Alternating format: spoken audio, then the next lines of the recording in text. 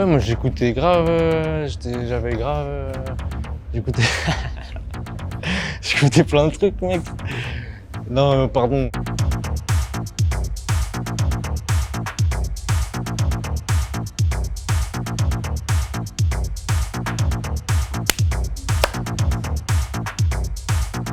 Chez moi, il y avait des disques de IAM, de NTM.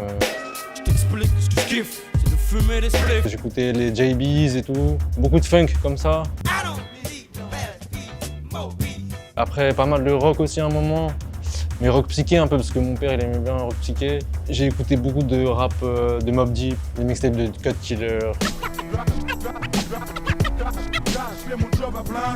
À l'ancienne et tout, j'aimais bien les trucs comme ça. J Dilla, Flying Lotus, hein, mais ça c'était plus tardivement, c'est quand j'ai commencé à vraiment faire de la musique.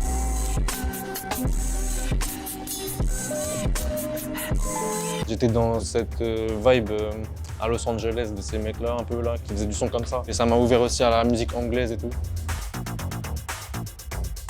Dans ma jeunesse, j'avais déjà des platines à 12-13 ans parce que j'étais passionné de scratch et de DJ en fait. Et plus tardivement, quand je suis revenu vraiment dans la musique et tout, à Pontoise, j'ai des amis là-bas qui avaient un grand lieu super cool. Il y en avait du son, tout ça. Moi, je mixais pas particulièrement, j'étais juste là comme ça avec mes potes.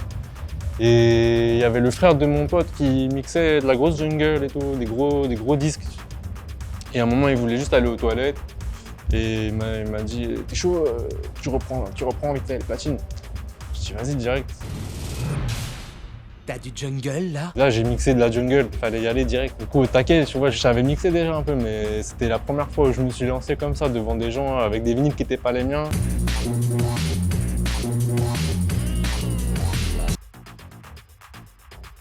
Et la house, je suis allé en club en fait, au Rex Club une fois, j'avais 18 ans, je mixais pas encore.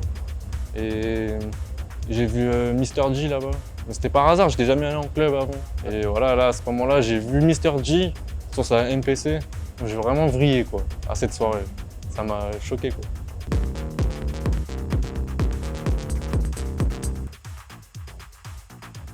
Moi, mon rapport à ça, mec, c'est la French Touch. Je m'en fous, mec. J'aime tout ce qui est filtré, mec.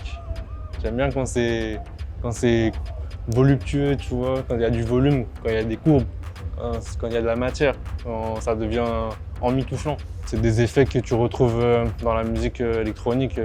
Ça peut être aujourd'hui dans le hip-hop, tu entends des instrus, ça pourrait être les samples que tu entends aussi dans la house filtrée, tu vois. Je plage comme Hasselhoff, je lave pour Apple Pomme, puis je fais Russell Crowe.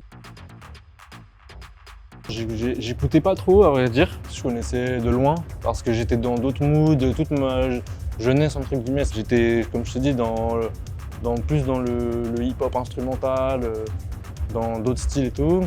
Et même la house et tout, c'est venu plus tard. Donc c'est vrai que j'étais très vite focus même via le hip-hop et tout dans la musique américaine. Tu vois, en France, je connaissais que Daft Punk, tu vois, limite. Et en fait, j'ai découvert, il m'a découvert aussi, Pedro, et c'est cool. Franchement mec, là j'écoute Rema en ce moment à fond, je kiffe Rema, j'écoute Rema, mais Rema c'est l'artiste des vacances, tu vois.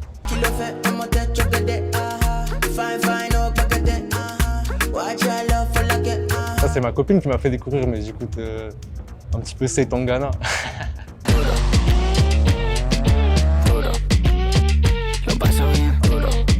Cool, merci. Let's go, merci à toi mec. Je te dis, je suis pas à l'aise dans ces trucs mec. En plus là j'ai Bédave et tout. Je suis parti là-bas, on m'a dit fais pas ci. Je suis revenu ici, on m'a dit fais pas ça. Les choses changent peu, je crois que c'est comme ça. Je suis allé voir Ota et Sagan aussi. Les incannes et on dit ok. On lit plus de livres, on lit des karaokés. Ça fait danser comme le disent choqué.